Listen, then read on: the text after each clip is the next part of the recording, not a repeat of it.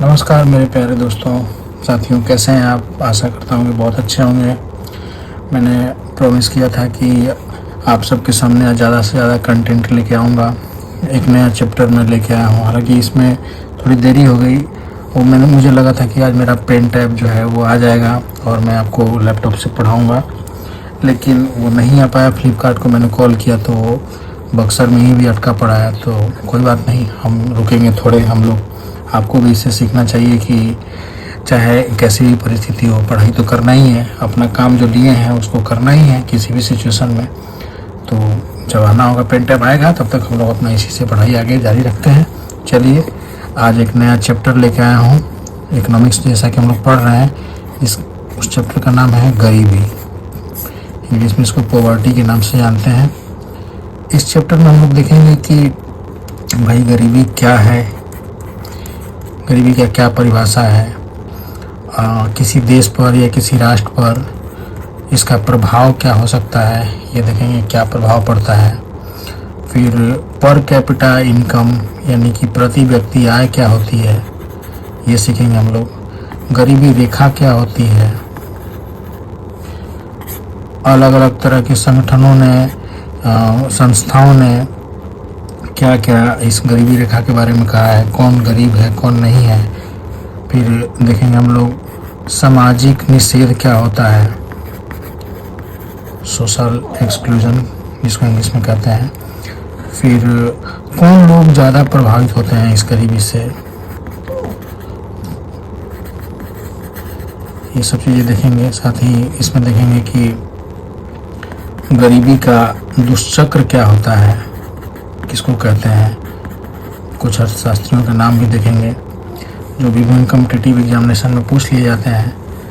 तो स्कूल के बच्चे जो है 9, 10, 11, 12 वाले ये वीडियो देखेंगे 4 बजे अपने स्कूल से आने के बाद। और कॉम्पिटिटिव नेचर वाले जो बच्चे हैं, जो विभिन्न कॉम्पिटिशन में पार्टिसिपेट होते हैं, भाग लेते हैं, तो भाई आपको 4-5 बार ये वीडियो देखना है। अपने दिमाग में इन चीज़ों को कंठस्थ रखना है कि ये चीज़ें क्या होती हैं। चलिए शुरू करते हैं। वर्ल्ड बैंक का कुछ रिपोर्ट भी देखेंगे कि कब क्या कहा। सरकार की योजनाएं देखेंगे कि कौन कौन सी योजनाएं चली गरीबी दूर करने के लिए, जैसे मनरेगा और भी है, जवाहर रोजगार योजना इत्यादि, सब देखेंगे इसमें। चलिए शुरू करते हैं। सबसे पहले देखते हैं गरीबी क्या है भाई। तो गरीबी एक सिचुएशन है, एक ऐसा जिसमें व्यक्ति जो है, जब व्यक्ति अपनी मूलभूत आवश्यकताओं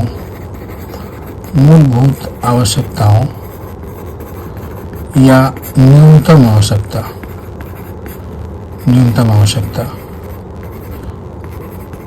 की पूर्ति न कर पाए, ठीक है, न कर पाए। अब भाई ये क्या है, मूलभूत या न्यूनतम आवश्यकता क्या है। तो किसी भी आदमी की, मनुष्य की कुछ आवश्यकताएं होती हैं जिनके पूरा नहीं होने पर उसका जीवित रहना असंभव सा हो जाता है। जैसे आपको जीना है, रहना है समाज में ठीक ठाक, तो भाई आपको रोटी यानी कि भोजन चाहिए,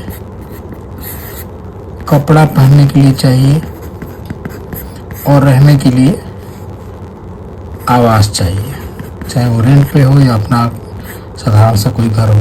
तो इतनी चीज़ें तो चाहिए। अब मैं ये नहीं कहता कि रोटी चाहिए तो 100 रोटी खाइए, मैं ये नहीं कह रहा। लेकिन भाई मैं मान के चलता हूँ कि 5 रोटी सुबह, 5 रोटी दोपहर, 5 रोटी शाम, यानी कि 15 रोटी तो कम से कम आपको चाहिए ही चाहिए। इतना चाहिए, इतना अनाज आपको चाहिए, रोटी सब्जी जो भी है। कपड़ा पहनने के लिए मैं ये नहीं कहता कि बहुत लग्जरी आप कपड़ा पहने, लेकिन सिंपल सा 2-3 सेट तो होना चाहिए। वैसे ही रहने के लिए एक सिंपल सा घर होना चाहिए, चाहे वो किराए का ही क्यों ना हो। तो ये हुई आपकी मूलभूत या न्यूनतम आवश्यकता। इतना आपके पास होना चाहिए, तब माना जाएगा कि आप गरीब नहीं है। अगर है तो नहीं है, और नहीं है तो भाई आप गरीब हैं, ठीक है। तो यही है कि व्यक्ति जब अपनी मूलभूत आवश्यकता या न्यूनतम आवश्यकता की पूर्ति न कर पाए तो वो गरीब है, ठीक है। ये देख लिया हमने। अब इस पे योजना आयोग एक संस्था थी, अब तो हालांकि नीति आयोग आ गया, उसने कहा था कि कैलोरी के आधार पे, कैलोरी क्या होता है भाई, कैलोरी ये ऊर्जा को मापने का एक इकाई है, ठीक है। जैसे मैं एग्जांपल लेख के तौर पे आपको बताता हूँ कि एक रोटी जब आप खाते हैं ना, तो एक रोटी में लगभग मान के चलिए कि 100 कैलोरी एनर्जी आपको मिलता है एक रोटी में। तो उसी के आधार पर ये योजना आयोग ने अपना रिपोर्ट दिया था कि शहरी क्षेत्र के लोगों को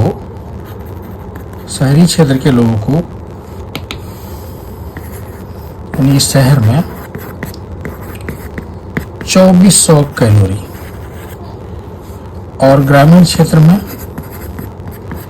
2100, शहरी क्षेत्र में 2100 कैलोरी और ग्रामीण क्षेत्र में 2400 कैलोरी ऊर्जा की आवश्यकता होती है, ठीक है। इतनी ऊर्जा कोई व्यक्ति अपना पूरा कर लेता है, कंप्लीट कर लेता है, इतना ऊर्जा ले लेता है अपने खाने के माध्यम से, तो वो गरीबी रेखा के नीचे नहीं माना जाएगा, यानी कि वो गरीब नहीं माना जाएगा।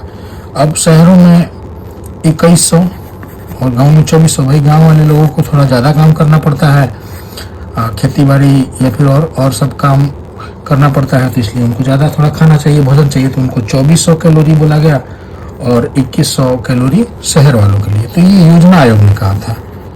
और कई संस्थाओं ने, जैसे कि मान लीजिए एक तेंदुलकर कमेटी है, ये पूछा जाता है ऑब्जेक्टिव में पूछ लिया जाता है, तेंदुलकर कमेटी ने क्या कहा था 2011-12 के आसपास कि उसके रिपोर्ट में कहा गया था कि भाई 1000 रुपये जो है शहरों के लिए और 800 कुछ रुपए, जैसे कि मुझे एग्जैक्ट याद, हाँ 816 ही था, 816 रुपये ग्रामीण क्षेत्रों में इनकम होनी चाहिए, आय होनी चाहिए, तो वो व्यक्ति गरीब नहीं है, ठीक है। ये बताया था तेंदुलकर कमेटी ने 2011 में। और योजना आयोग ने क्या कहा था कि 2400 कैलोरी ग्रामीण क्षेत्रों में और 2100 कैलोरी शहरी क्षेत्रों में ऊर्जा के आधार पर, तो व्यक्ति गरीब नहीं माना जाएगा, ठीक है। अब देख लेते हैं कि शहर में किस तरह की गरीबी होती है। शहर में और ग्रामीण क्षेत्रों में गरीबी की स्थितियों को थोड़ा देख लेते हैं क्या होता है। तो भाई यहाँ लोग शहरों में दिहाड़ी पर काम करते हैं, क्योंकि यहाँ पे उद्योग धंधे थोड़े विकसित होते हैं, तो दिहाड़ी पे एक मजदूरी जाके लोग करते हैं, साथ में अपने बच्चों को भी लेके चले जाते हैं। यही है, मैं एनसीईआरटी पढ़ा रहा हूँ ना, तो यही चीज़ें लिखी हुई हैं उसमें। आप ये मान के चलेंगे कि जो हम पढ़ रहे हैं वो टू द पॉइंट चल रहे हैं और पूरा एनसीईआरटी का निचोड़ हम पढ़ रहे हैं, ठीक है। फिर कभी ये ना कहिएगा कि हाँ हमने 6 to 12 एनसीईआरटी अच्छे से नहीं पढ़ा। बिल्कुल आपने पढ़ा है, वीडियो को आप देखते जाइए, कई बार देखिए, आपकी दिमाग में चीज़ें कंठस्थ होती चली जाएंगी, ठीक है। तो मैं क्या बता रहा था, हाँ दिहाड़ी पे लोग जाके मजदूरी करते हैं, बच्चों को भी साथ में लेके चले जाते हैं, ठीक है। तो इससे क्या है कि बच्चों का जो प्राइमरी एजुकेशन है वो पूरा नहीं हो पाता। यही स्थिति वहाँ पे, पैसे भी कम मिलते हैं उनको, पैसे कम मिलते हैं, यानी कि उनकी आय कम होती है। अब जब आय कम होती है तो पर कैपिटा इनकम जो है उनकी फैमिली का, परिवार का क्या होगा, कम होगा। मतलब कि अब ये पर कैपिटा एक नया वर्ड आया है, नया टर्म आया है, पर कैपिटा इनकम क्या होता है, इसके बारे में थोड़ा देख लेते हैं। तो पर कैपिटा इनकम यानी प्रति व्यक्ति आय। भाई नाम से ही पता चल रहा है कि हर व्यक्ति की आय, प्रति मतलब हर एक व्यक्ति की आय। आपके घर में मान लेते हैं कि 5 सदस्य होंगे, 1 2 3 4 5, ये 5 लोग हैं। और कार्यशील जनसंख्या, मैंने आपको इससे पहले के लेक्चर में बताया था कि कार्यशील जनसंख्या कौन है। मैं फिर से एक बार रिक्वेस्ट करूंगा कि सारे वीडियो आप क्रम से देखेंगे, ठीक है। हर वीडियो को आपको देखना है तभी, क्योंकि किसी चैप्टर का कोई बात कब कहाँ आ जाए तो आपको जानना चाहिए। तो आपके परिवार में अगर 5 सदस्य हैं और कार्यशील जनसंख्या जो मतलब यानी कि जो कमा रही है 1564 बरस का मैंने बताया था आपको उसमें, उस वीडियो में। तो वो जनसंख्या जो कमा के जो पैसा ला रही है घर में, जो उनका आय हो रहा है, इनकम हो रहा है, वो मान लीजिए कि 2000 रुपये हो रहा है। 5 व्यक्ति हैं टोटल, तो 400 रुपये आपका PCI हुआ, यानी कि पर कैपिटा इनकम। 2000 बटे में 5 करिएगा तो आपकी फैमिली इनकम प्रति व्यक्ति आय के रूप में कितनी आई? 400 रुपये पर हेड। ठीक है, ऐसे ही आप पूरे राष्ट्र का भी पूछता है कि राष्ट्र, पूरे देश का प्रति व्यक्ति आय क्या है, ये कॉम्पिटिटिव एग्जाम में पूछता है, वहाँ पे फॉर्मूला भी पूछ लेता है। और मैं आपको रिव्यू खत्म करने के बाद करेंट से इसको अपडेट कर दूंगा। ठीक है, कि आज का जो 2024-25 का जो बजट आया उसमें क्या प्रति व्यक्ति आय रही है वो भी मैं बता दूंगा, देश का और बिहार का भी। ठीक है, तो आप राष्ट्र का जो प्रति व्यक्ति आय है वो क्या होगा भाई? राष्ट्र का कुल आय, कुल राष्ट्रीय आय बटे में उस राष्ट्र में, उस देश में लोगों की संख्या, तभी तो आएगा। मान लीजिए कि अपना 140 करोड़ अपनी जनसंख्या है और अपना जो वो इनकम है वो सपोज मान लीजिए कि 500 करोड़ है। वैसे मैं बहुत कम बता रहा हूँ, एग्जाम्पल के लिए बता रहा हूँ। 5000 करोड़, 5 लाख, कुछ भी ले लीजिए, तो उतना बटा में 140 करोड़ कर लीजिएगा। ठीक है, तो ये जो आएगा क्या हो जाएगा? आपका PCI यही हो जाएगा पूरे देश का। ठीक है, तो आपको PCI समझ में आ गया होगा, आशा करता हूँ, प्रति व्यक्ति आय क्या होता है। तो भाई ये परिवार में, जो मैं परिवार की बात कर रहा था, 5 लोग थे, PCI अगर कम है तो क्या आपकी स्थिति सही होगी?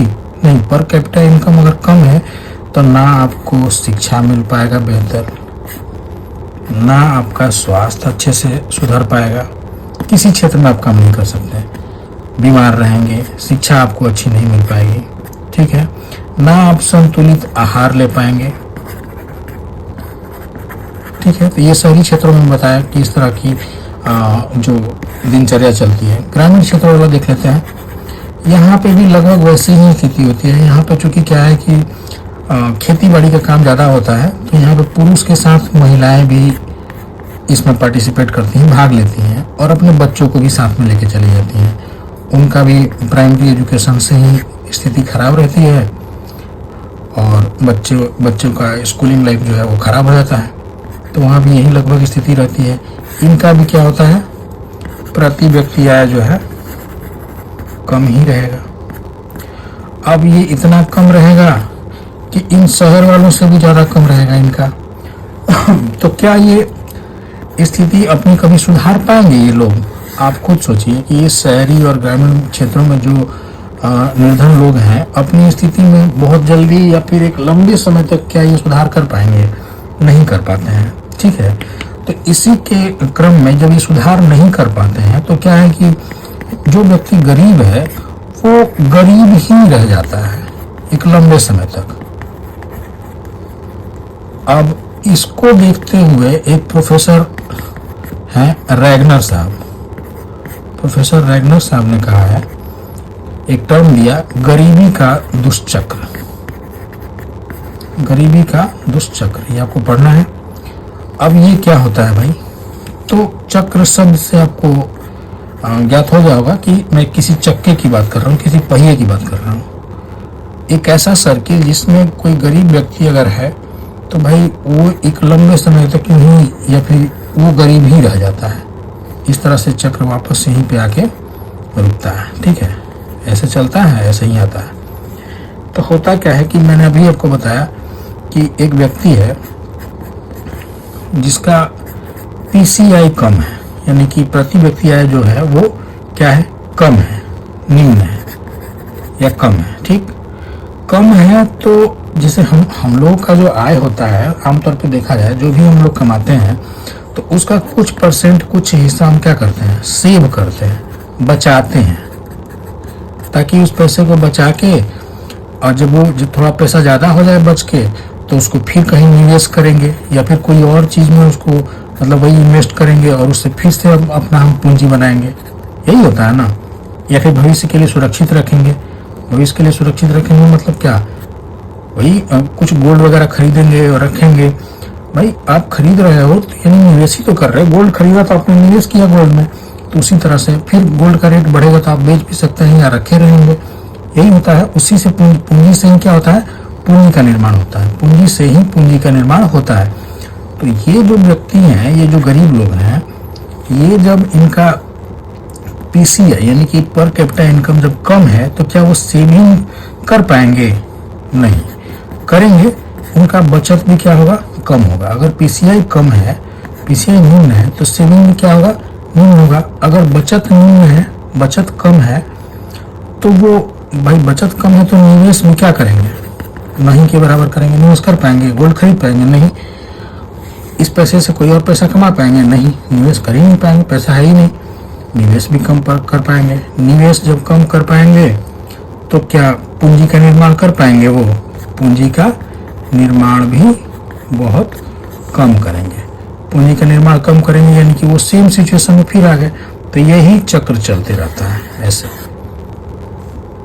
प्रति व्यक्ति आय कम तो बचत कम, बचत कम तो निवेश कम, निवेश कम तो पूंजी का निर्माण कम, पूंजी का निर्माण कम तो आप जैसे हैं वैसे ही आ जाएंगे। तो ये हुआ गरीबी का दुष्चक्र। अब समझ गए होंगे आप। चलिए अगला हमारा टर्म है गरीबी का सूचक। क्या है भाई? गरीबी का सूचक। अब ये क्या होता है भाई? किन चीजों को देख के आप बता सकते हैं कि कोई गरीब है? यही है सूचक। सूचक का मतलब यही होता है। तो आपका इनकम, अगर जो हमारी इनकम है वो मान लीजिए कि 10 लाख रुपए पर ईयर है,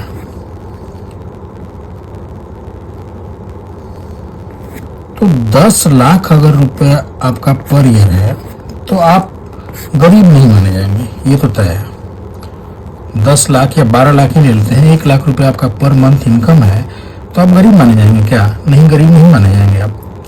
तो एक तो हुआ आय के आधार पे आपको देखा गया कि भाई आप गरीब हैं या नहीं। दूसरा एक्सपेंडिचर यानी कि खर्च के आधार पर, ये हुआ आय के आधार पर, खर्च के आधार पर। अब कोई व्यक्ति है वो बड़ी कार से चलता है, ठीक है, ये कार हो गई। अब जब वो कार से चलता है, उसका बहुत शानदार घर है, मकान है, सब कुछ है, उसकी खेती बाड़ी सब कुछ हो रही है। अब अच्छा वो उसका संतुलित आहार है, ठीक है, ओढ़ावा पहनावा कपड़ा उसका लग्जरी है। तो ये इन चीजों पे वो खर्च कर रहा है ना, तो कम से कम ये देख के तो पता चल रहा है कि उसका जो एक्सपेंडिचर है, जो खर्च है, बहुत ज्यादा है। इन खर्च के मूल्यों को आप जोड़ेंगे तो वो भी लगभग यही आ जाएगा। यानी कि खर्च के आधार पर भी आप बता सकते हैं कि कोई व्यक्ति गरीब है या नहीं है। ठीक है, क्लियर हुआ। एक आप आय से बता दिए, दूसरा आप व्यय से बता दिए या खर्च से बता दिए कि कोई व्यक्ति गरीब है या नहीं। तो ये आय और व्यय ये गरीबी के सूचक हुए। ये एक पुरानी बात है, लेकिन आज के मॉडर्न युग में कई अर्थशास्त्री, कई इकोनॉमिस्ट इस पे डिबेट किए और कहते हैं कि नहीं, सिर्फ आय और व्यय के आधार पर कोई व्यक्ति गरीब है या नहीं कहना ये उचित नहीं होगा। तो भाई उन्होंने क्या कहा?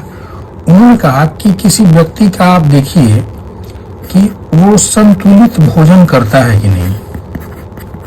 ठीक है, संतुलित भोजन, उसके घर में बिजली है या नहीं, उचित, शुद्ध पानी है की व्यवस्था उसके पास है कि नहीं, शुद्ध पानी, शुद्ध पेयजल, वही एक ही बात हुई। उसको रोजगार का जो अवसर है वो पर्याप्त मिलता है या नहीं। ठीक है, ये भी देखा जाएगा। उन्होंने कहा कि संतुलित आहार मिल रहा है नहीं, भोजन मिल रहा है कि नहीं, बिजली मिल रहा है कि नहीं, शुद्ध पानी मिल रहा है कि नहीं, रोजगार का अवसर मिल रहा है कि नहीं। यानी कि जो व्यवस्था समाज में उच्च वर्गों को या फिर अच्छे धनवान लोगों को मिल रही है, मैं उच्च वर्ग नहीं बोलना चाह रहा था, यहाँ पे उच्च वर्ग कुछ नहीं होता, ये कहना चाह रहा हूँ कि उच्च वर्ग कहने का मतलब कि जो धनवान लोग हैं उनको जो चीजें मिल, भाई उनको तो ये चीजें मिलेंगी ना। जो धनी लोग हैं उनको तो शुद्ध पानी कम से कम मिलेगा, रोजगार का अवसर उनके पास है, संतुलित भोजन मिलेगा, बिजली मिलेगी।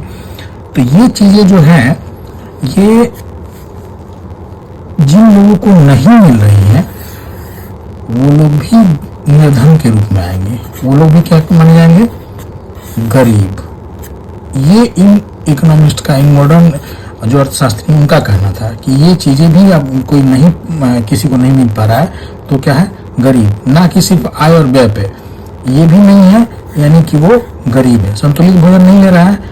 भाई जो धनी है वो संतुलित भोजन लेगा, जो नहीं ले पा रहा है वो गरीब है। तो ये एक अलग, इसका थोड़ा व्यापक लिया गया, बड़े लेवल पे ये चीजें दिखाई गई कि इन चीजों के आधार पर भी आप बता सकते हैं कोई गरीब है या नहीं। ठीक है, अब देख लेते हैं अगला हमारा टॉपिक। अब समझ गए होंगे गरीबी का सूचक। ठीक है, इसको, इसी को हम लोग सामाजिक निषेध भी कहते हैं, सोशल एक्सक्लूजन। ठीक है, यानी कि निर्धन व्यक्ति, मैं लिख देता हूँ, सोशल एक्सक्लूजन, सामाजिक निषेध। ठीक है, अब इसमें क्या है कि निर्धन व्यक्ति इन सुविधाओं से वंचित रहता है। कौन सी सुविधाओं से? अच्छा भोजन, जो मैंने आपको बताया था पहले, संतुलित भोजन, ठीक है, शुद्ध पेयजल, स्वास्थ्य की सुविधा, ठीक है, आवास की अच्छी आवास की सुविधा। तो इन चीज़ों से क्या होता है, जो मनुष्य वंचित रह जाता है, वही क्या है, सामाजिक निषेध के रूप में उसको देखा जाता है। ठीक है, उन व्यक्तियों को या उन व्यक्तियों के समूह को। ठीक है, आगे देख लेते हैं कि इससे ज्यादा प्रभावित कौन होता है। इसको कहते हैं निर्धनता की भेद्यता। ठीक है, अब ये क्या होता है, इसको इंग्लिश में कहते हैं वल्नरेबिलिटी। ठीक है, वल्नरेबल से वल्नरेबिलिटी होता है। ठीक है, वल्नरेबिलिटी। अब ये होता है कि इसके प्रति, इस गरीबी के प्रति, इस निर्धनता के प्रति, भाई कौन, ये किसको सबसे ज्यादा प्रभावित करता है, ये जो गरीबी है किस पे सबसे ज्यादा असर डालता है, किन व्यक्तियों पे? तो आप देखिएगा कि जो व्यक्ति गरीब है, मैंने अभी बताया गरीबी का दुष्चक्र, उनको ये ज्यादा अफेक्ट करता है, उनको ही ये ज्यादा अफेक्ट करता है। ठीक है, क्योंकि भाई होता क्या है, जैसे और भी साथ में ले लेते हैं, और किसको अफेक्ट करेगा, जैसे मान लीजिए अनाथ कोई बच्चा है, माता पिता नहीं है, कैसे भी करके कोई उसको कुछ दे रहा है, कोई खिला पिला दे रहा है, उसका पालन पोषण हो रहा है। ठीक है, या विधवा कोई महिला है, ये लोग ज्यादा इससे अफेक्ट होंगे, निर्धनता से होंगे कि नहीं, जल्दी से होंगे। अब वर्ल्ड बैंक का यहाँ पे एक रिपोर्ट है, उसने कहा था कि जो SC/ST जो समुदाय होता है, scheduled caste and scheduled tribe, ये जो समुदाय है, ये जो लोग हैं, ये सामान्य लोगों से आप चाहें तो इसका नोट्स बना सकते हैं, जो मैं बोल रहा हूँ उसको अपने कॉपी पे लिखते चलेंगे तो आपके लिए ज़्यादा अच्छा होगा। सामान्य लोगों से ये लोग 3 गुना ज़्यादा, ये वर्ल्ड बैंक का रिपोर्ट है, 3 गुना ज़्यादा अफेक्ट होते हैं, प्रभावित होते हैं, यानी कि जल्दी गरीब होते हैं। जो SC/ST वाले लोग हैं, पिछड़े वर्ग, अति पिछड़े वर्ग, ये लोग जो हैं, ये दलित वर्ग, ये क्या होते हैं, सामान्य से 3 गुना ज़्यादा गरीब होने की इनकी संभावना बनी रहती है। ये अनाथ बच्चा, ये विधवा महिला, ये SC/ST। क्यों भाई, ऐसा क्यों? क्योंकि मान लीजिए कभी बाढ़ आया, सुखाड़ आया, भूकंप आया, तो भाई इन चीजों में एक थोड़ा धनवान व्यक्ति या साधारण सा व्यक्ति सरवाइव कर जाएगा, लेकिन इनकी स्थिति क्या हो जाएगी, गड़बड़ हो जाएगी, ये बहुत जल्दी क्या हो जाएंगे, गरीब हो जाएंगे। ठीक है, आप समझ पा रहे हैं मैं क्या कहना चाह रहा हूँ। चलिए अब देखते हैं कि गरीबी रेखा क्या होती है। ये भी क्वेश्चन पूछा था, गरीबी रेखा कुछ नहीं, एक रेखा है, काल्पनिक है। ठीक है, अब इसमें क्या है कि व्यक्ति की मूलभूत जो आवश्यकता है, या न्यूनतम जो आवश्यकता थी, मैंने आपको बताया था इस चैप्टर की शुरुआत में, न्यूनतम आवश्यकता, जिसमें रोटी, कपड़ा, आवास जो था, उसके बाद कुछ दवाइयाँ, यही होगा ना, बिजली, शिक्षा पे खर्च। तो इन सभी के मूल्यों का योग, जितने रुपए में रोटी मिल जाए, कपड़ा मिल जाए, आवास मिल जाए, दवाई के कुछ पैसा मिल जाए, बिजली मिल जाए, शिक्षा मिल जाए, इन सभी मतलब सामान्य रूप से, ऐसा नहीं कि आपको 100 रोटी खाने के लिए या 200 रोटी खाने की बात कर रहा हूँ कि आप बेचने भी लेंगे, ऐसा नहीं है। अपनी आवश्यकता पूर्ण करने के लिए, मैं आदमियों की बात कर रहा हूँ, जानवर की नहीं। अपनी आवश्यकता की पूर्ति करने के लिए, जैसे रोटी, कपड़ा, आवास, कपड़ा 2 जोड़ा चाहिए, रहने के लिए घर चाहिए छोटा सा, दवाई के कुछ पैसे चाहिए जैसे कि 500 रुपये महीने या 1000 रुपये महीने, इस तरह से। तो बिजली का भी चाहिए, शिक्षा का भी कुछ चाहिए। तो कहने का मतलब कि इन सभी के मूल्यों का, जितने पैसे में ये आ जाएगा, इन सभी के मूल्यों का योग करिएगा ना, तो वो एक जो मिनिमम निर्धारित किया जाएगा, जितना आएगा वही है गरीबी रेखा के वहीं से ऊपर या वहीं से नीचे का निर्धारण होगा। अगर उतना पैसा से ऊपर आप कमा रहे हैं, जो सामान्य रूप से बताया था मैंने कि वो तेंदुलकर कमेटी ने बताया था 2011-12 में कि 1000 रुपये चाहिए शहरी क्षेत्रों में और 816 रुपये ग्रामीण क्षेत्रों में। तो वो इन्हीं चीज़ों का, इन्हीं कंपोनेंट्स का वो योग था, मूल्यों का योग था। तो उससे ऊपर आएगा तो ये गरीबी रेखा है, यही काल्पनिक रेखा, गरीबी रेखा। इससे कोई ऊपर रहता है और कोई नीचे रहता है। तो नीचे वाले, गरीबी रेखा के नीचे, उनको बीपीएल के नाम से जानते हैं, बिलो पॉवर्टी लाइन। और ये हो जाते हैं एपीएल, एबव यानी कि ऊपर, गरीबी रेखा के ऊपर, और बिलो मतलब नीचे, तो बीपीएल, एपीएल, बीपीएल आप समझ गए होंगे, ठीक है। तो ये गरीबी रेखा आप समझ के क्या होता है। मैंने बताया था कि भाई गरीबी रेखा से ऊपर शहरी क्षेत्रों में जो है, अगर कैलोरी के आधार पर देखेंगे तो 2100 कैलोरी मैंने बताया था आपको, ग्रामीण क्षेत्रों में आपको 2400 कैलोरी बताया था, इतना होना चाहिए।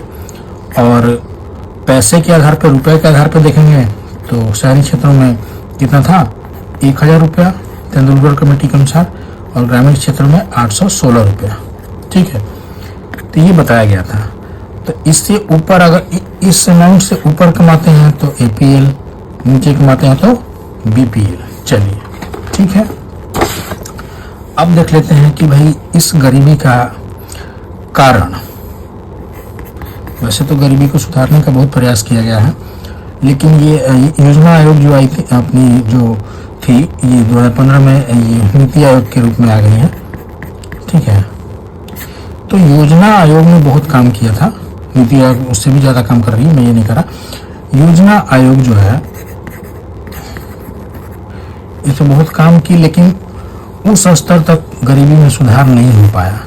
आप मान के चलिए कि बिहार में लगभग आज भी 33% लोग गरीबी रेखा से नीचे हैं, हमेशा रहते हैं, हर बार की रिपोर्ट में ही आता है इतने % लोग गरीबी रेखा के नीचे रहते ही रहते हैं। योजना आयोग, नीति आयोग जो भी सुधार की है, ये योजना आयोग में ये देखा गया है कि पंजाब, हरियाणा, गुजरात इत्यादि क्षेत्रों पर इसका ठीक ठाक असर हुआ है, लेकिन बिहार की स्थिति आज भी थोड़ी खराब ही देखने को मिलती है। सुधार हो रहा है लेकिन इसकी स्थिति खराब ही है आज भी। 33% से ज़्यादा ही लोग गरीबी रेखा के नीचे रहते ही रहते हैं, ठीक है। इसका क्या कारण है देख लेते हैं। कारण,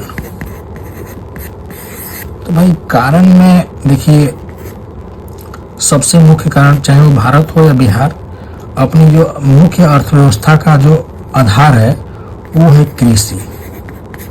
तो कृषि का पिछड़ापन, ये भाई सबसे मेन कारण है, ठीक है।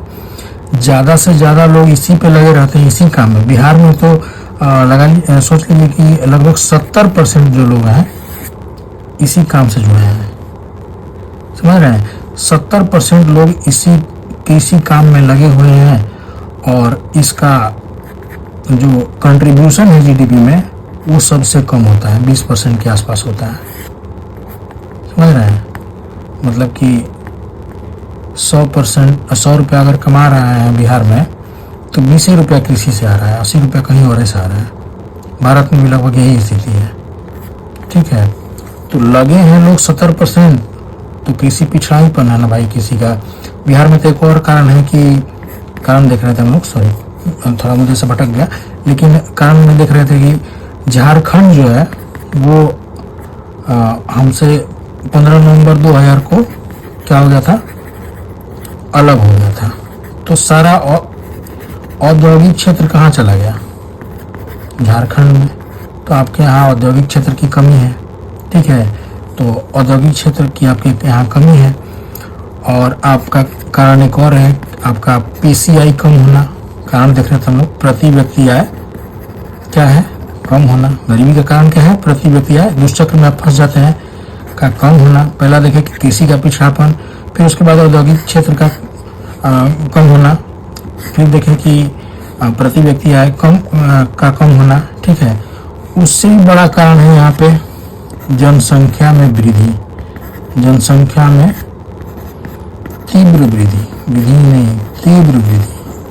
ये क्या है भाई, जनसंख्या का जो ग्रोथ रेट है अपने यहाँ वो लगातार हमेशा बढ़ता ही रहता है। ठीक है, यहाँ पे बिहार में बहुत ज़्यादा जनसंख्या में जो वृद्धि दर है वो बहुत ज़्यादा है। ठीक है,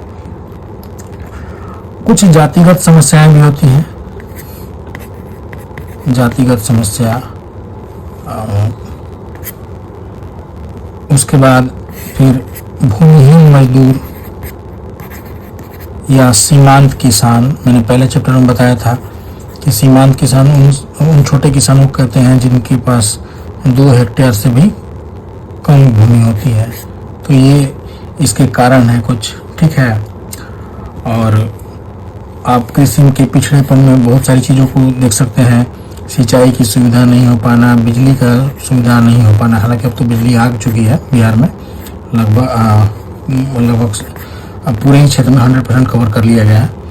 परिवहन का कमी होना, परिवहन का कमी होना, परिवहन की स्थिति में सुधार भी हो रहा है। तो ये कारण रहे हैं। ठीक है, अब इसके उपाय देख लेते हैं कि भाई इसके उपाय क्या हो सकते हैं। मैं ये बोल इसलिए रहा हूँ कि आप इन कारणों को कभी एग्जाम में आ गया कि ये कारण भी ये कारण, तो आपका दिमाग ये सोच पाएगा कि भाई ये कारण है या नहीं है, इस तरह से हमें सोचना है। तो इसके कारण कई सारे हो सकते हैं, आप जितना सोचेंगे उतना हो सकते हैं। बाढ़ होना, सुखाड़ होना, ये सब, तो ये सब है आपका। मैं बस इस NCERT SCERT में जो है उसका मैं ब्रीफ कर दे रहा हूँ आपके पास कि जितनी चीज़ें हैं उससे थोड़ा सा आपको एक लेवल आगे लेके मैं बता दे रहा हूँ। ठीक है, उसके बाद उपाय, चूँकि ज़्यादा बोलूँगा तो ज़्यादा अगर समझाऊँगा, वैसे समझ में आ रहा होगा आपको, लेकिन ज़्यादा समझाऊँगा तो वीडियो बहुत लंबा हो जाएगा, फिर दिक्कत हो जाएगी, बोर हो जाएंगे आप। चलिए फिर उपाय क्या है। उपाय थोड़ा इम्पोर्टेंट रोल अदा करता है, इसमें मुझे अच्छा लगा ये बताने में भी। चूँकि आपकी अर्थव्यवस्था कृषि पे आधारित है, 70% मैंने कहा कि लोग इसी में लगे हुए हैं। तो एक होता है खाद्य प्रसंस्करण, ये नया आपके सामने शायद हो सकता है, नया टर्म आया हो। ये क्या होता है, इसको इंग्लिश में कहते हैं फूड प्रोसेसिंग। ठीक है, ये क्या होता है भाई, तो कृषि कार्य करने से जो सामग्री हमें मिलती है, जो खाद्य पदार्थ हम उत्पादन करते हैं, जो भी खाद्य पदार्थ,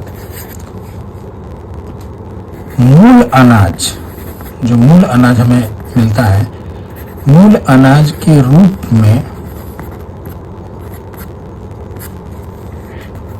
परिवर्तन हो जाता है। परिवर्तन करके एक लंबे समय तक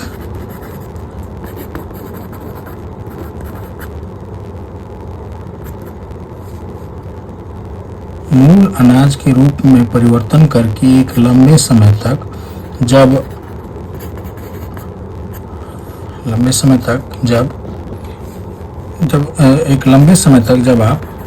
समय तक उस खाद्य सामग्री का, बने हुए खाद्य सामग्री का उपभोग करते हैं, तो वो जो प्रोसेस होता है उसी को कहते हैं फूड प्रोसेसिंग या फिर खाद्य प्रसंस्करण। यानी कि मूल अनाज को एक लंबे समय तक उपभोग करने के लिए जब उसका रूप परिवर्तन किया जाता है, तो क्या कहलाता है, खाद्य प्रसंस्करण। जैसे मैं एग्जाम्पल के रूप में आपको बताता हूँ कि आप पाव रोटी खाते हैं जो आटा या मैदा का बना होता है, तो आटा जो है वो गेहूं से बना, ठीक, गेहूं से क्या बना, आटा। गेहूं आपका मूल अनाज हुआ, इसको प्रिजर्व करके क्या रखा जाता है, पाव रोटी के रूप में आपने इसको प्रोसेस किया, लंबे समय तक ये रहता है। या फिर इसी गेहूं से आटा मैगी का आपने नाम सुना होगा, मैगी बनता है जो, मैगी जो आपने बनाया, आटा ज़्यादा दिन तक चलेगा या मैगी चलेगा, तो मैगी चलेगा। ये मूल अनाज आपका क्या हुआ, गेहूं, उसका परिवर्तित रूप क्या हुआ, मैगी, ठीक है। इसी तरह से आप टमाटर की बात कर रहा हूँ मैं, टमाटर जो है ज़्यादा से ज़्यादा कितना दिन आप रख पाएंगे इसको, 1 महीना 2 महीना, इससे ज़्यादा तो नहीं रख पाएंगे। लेकिन इस टमाटर के ये इसके मूल रूप में आप परिवर्तन कर लिए तो आप टोमेटो सॉस का नाम सुने होंगे, सॉस जो हम लोग खाते हैं, टोमेटो केचप। इस टोमेटो केचप को आप सालों साल तक रख सकते हैं। देखिएगा उस पर लिखा हुआ रहता है best before 2 year, best before 3 year, मतलब 3 साल तक आप उसको चला सकते हैं। टमाटर तो भाई 1 महीने में खत्म हो जाता है। यानी कि आपका जो अर्थव्यवस्था है वो कृषि पर आधारित है। आप किसानों को कहिए कि टमाटर की खेती करें, आलू की खेती करें, और इस प्रोसेसिंग में मैं देख लेता हूँ आलू के रूप में कैसे परिवर्तन करिएगा, तो जो आप चिप्स खाते हैं वो भी 6 महीने तक चला जाएगा, 6 महीने साल भर तक चलता है।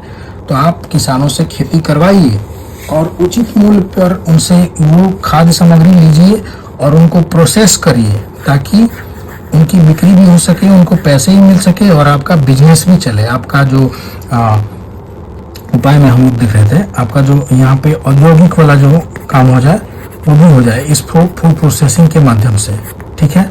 औद्योगिक काम होने लगे। अगर क्या दिक्कत है, अगर बिहार में ही चिप्स का कोई फैक्ट्री खुल जाए, टोमेटो केचप बनाने वाली फैक्ट्री खुल जाए, पाव रोटी का फैक्ट्री यहीं खुल जाए, चावल से बहुत सारी जो चीज़ें बनती हैं यहीं पे उसकी फैक्ट्री खुल जाए, ठीक है।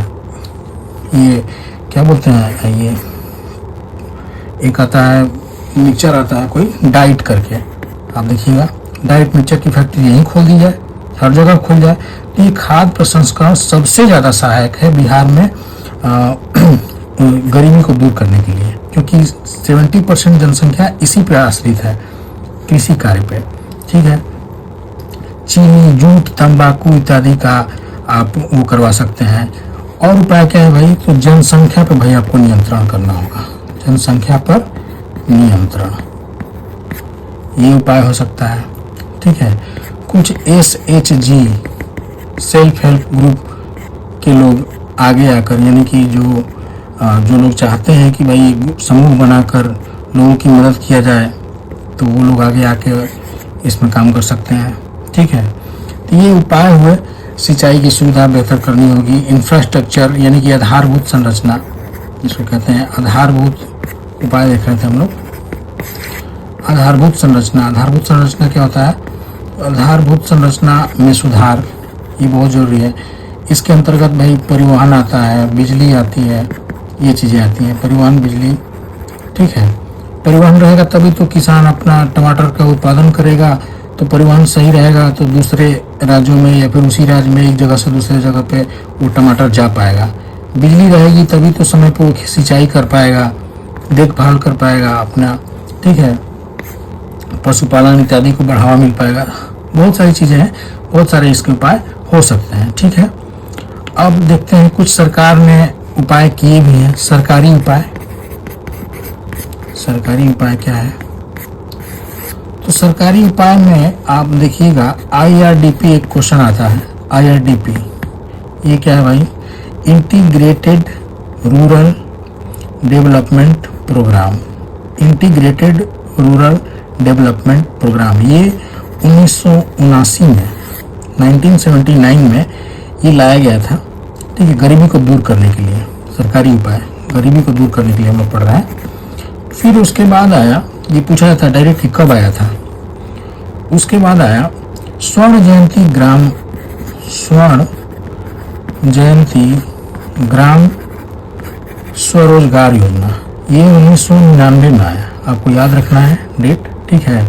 इसको ऐसे भी लिखता है SGSY, स्वर्ण जयंती ग्राम स्वरोजगार योजना, ठीक है।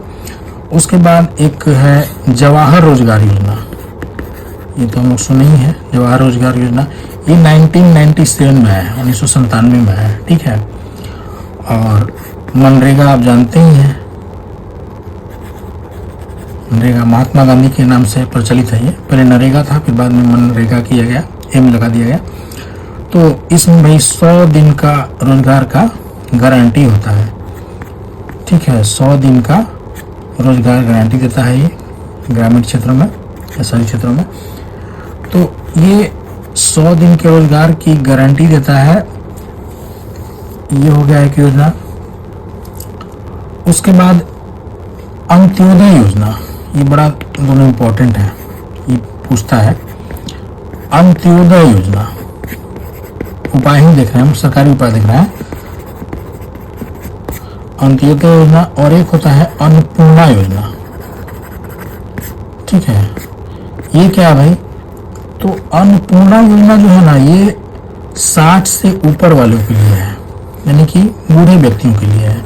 इसमें 10 किलो अनाज अन्नपूर्णा योजना में बूढ़े व्यक्तियों को, चूंकि वो भाई 60 प्लस है, तो यानी कि अकार्यशील जनसंख्या है, तो काम नहीं कर पाएंगे, तो उनको 10 किलो अनाज फ्री ऑफ कॉस्ट दिया जाता है, फ्री ऑफ कॉस्ट यानी कि मुफ्त में, ज़्यादा नहीं, 10 किलो। अंत्योदय योजना जो है ये 60 से कम वाले व्यक्तियों को, जो गरीब हैं BPL वाले, उनको मिलता है। इसमें 35 किलो अनाज मिलता है, 35 किलो अनाज। उसका कुछ पैसा लिया जाता है, जैसे कि 2 रुपये किलो, 2 रुपये पर केजी के हिसाब से गेहूं और 3 रुपये किलो चावल, यही रेट लिया जाता है, ठीक है। तो इस तरह से सरकार जो है, सरकारी योजना, सरकारी उपाय, सरकार ये उपाय की हुई है। अंत्योदय योजना, अन्नपूर्णा योजना बता दिया आपको किसके किसके लिए है। आप स्क्रीनशॉट ले सकते हैं या फिर नोट्स बना सकते हैं, ठीक है। देख लेते हैं कि और क्या है इसमें। तो एक गैर सरकारी इसमें कुछ प्रयास बिहार में देखने को मिला। गैर सरकारी प्रयास क्या है, तो गैर सरकारी प्रयास में भाई जननी नाम की एक संस्था है, ठीक है, जो 1996 से काम कर रही थी, 1996 से।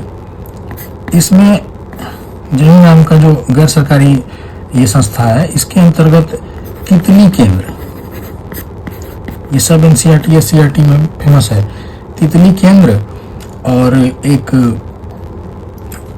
सूर्या क्लिनिक, ठीक है, ये फेमस है। ये क्या करते हैं भाई, तो ये स्वास्थ्य सुविधाएं बहुत कम दामों पर, कम मूल्य पर लोगों को प्रोवाइड करते हैं, लोगों को देते हैं स्वास्थ्य सुविधा, जिसमें परिवार नियोजन मुख्य रूप से है। परिवार नियोजन के लिए ये लोग जागरूक करते हैं, परिवार नियोजन, स्वास्थ्य सुविधाएं, छोटी छोटी कुछ बीमारियां हुई तो उनके लिए इलाज करते हैं। तो ये गैर सरकारी योजना है, लोगों का समूह है, SHG, सेल्फ हेल्प ग्रुप, ठीक है। बाकी चीज़ों में SHG यहाँ पे कमी देखने को मिलता है, जैसे जीविका दीदी वगैरह है, ये भी बहुत आजकल फेमस है। ये लोग काम कर रहे हैं अपना, ताकि बिहार में या फिर यहाँ पे गरीबी को दूर किया जा सके, ठीक है। तो उपाय भी हमने देख लिए, सरकारी उपाय में हमने देखा, जैसे कि मनरेगा देख लिया था। एक जनधन योजना ये भी चलाई थी वित्तीय समावेशन के लिए, कि भाई ज़्यादा से ज़्यादा लोग अपना जो है बैंक तक पहुंच बना पाए, जनधन योजना चला। फिर आयुष्मान भारत स्वास्थ्य सुविधा में लाभ देने के लिए बनाया गया। फिर उसके बाद प्रधानमंत्री आवास योजना चलता है, स्किल इंडिया है, बहुत सारे हैं जो NCERT में दिया हुआ है, SCERT में जो बिहार में चलता है। इन सब का निचोड़ यही है। ये तो लेटेस्ट हो गए, करंट हो गया, करंट से मैं जो आपको जोड़ दिया मैंने आपको। हालांकि मैं लास्ट में करंट अफेयर्स का इकोनॉमिक्स बेस्ड बिल्कुल बनाऊंगा, बजट सबको आपको समझाऊंगा क्या होता है, वो लास्ट में मैं करूंगा, ये सब चैप्टर खत्म हो जाने के बाद, ठीक है। उसके बाद ये गरीबी उन्मूलन कार्यक्रम, ये सरकारी प्रयास थे, कुछ गैर सरकारी प्रयास हमने देखा। आखिर ये जो इतना उन्मूलन, गरीबी को समाप्त करने के लिए जो कार्यक्रम चलाए जा रहे हैं, उसके बाद भी ये प्रभावशाली क्यों नहीं हो पाते हैं, ये भी एक समस्या है। तो प्रभावशाली नहीं होने का क्या कारण है? तो भाई इसको भी देख लेते हैं, थोड़ा प्रभावशाली क्यों नहीं है भाई। तो उसमें भाई भ्रष्टाचार, ठीक है, अपर्याप्त बजट, ज्यादा बजट नहीं, कमजोर निगरानी तंत्र, पारदर्शिता का अभाव, ठीक है, ये चीजें हैं जिनकी वजह से क्षेत्रीय असमानता, तो ये चीजें हैं जिसकी वजह से ये प्रभावशाली नहीं हो पाया। अभी तक गरीबी से हम लोग बाहर नहीं निकल पाए हैं, यही है। तो इस चैप्टर में हमने देखा, क्या क्या देखा, एक बार ब्रीफ कर लेते हैं कि भाई आपने इस चैप्टर में क्या सीखा, क्या क्या देखा।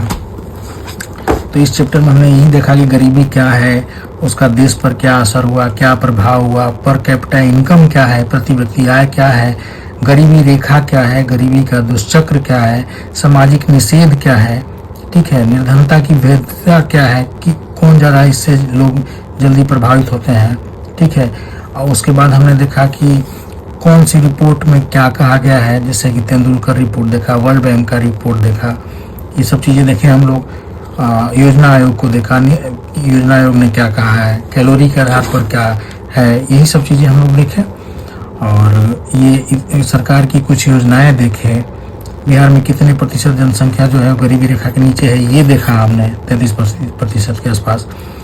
फिर उसके बाद सरकारी योजनाएं जो गरीबी उन्मूलन के लिए हुई वो देखा, गैर सरकारी प्रयास देखे, ठीक है। चलिए यही था इस चैप्टर में। चलिए वीडियो पसंद आया तो आप ज़रूर लाइक करिएगा, सब्सक्राइब कर लीजिएगा इस चैनल को। मिलते हैं नेक्स्ट वीडियो में, तब तक के लिए धन्यवाद।